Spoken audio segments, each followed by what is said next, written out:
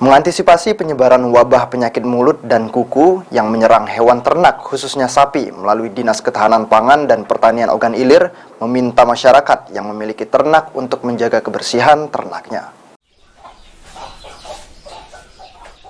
Kebersihan hewan ternak dan lingkungan hewan harus terus dilakukan agar tetap mengantisipasi wabah PMK di Kabupaten Ogan Ilir.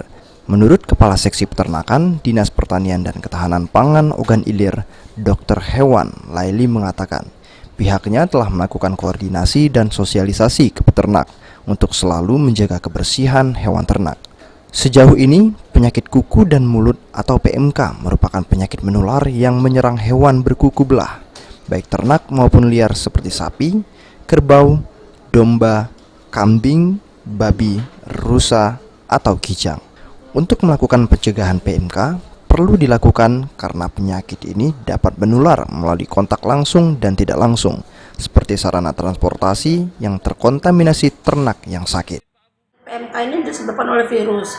Biasanya kita tidak bisa disembuhkan, hanya saja kita mengurangi gejala seperti itu.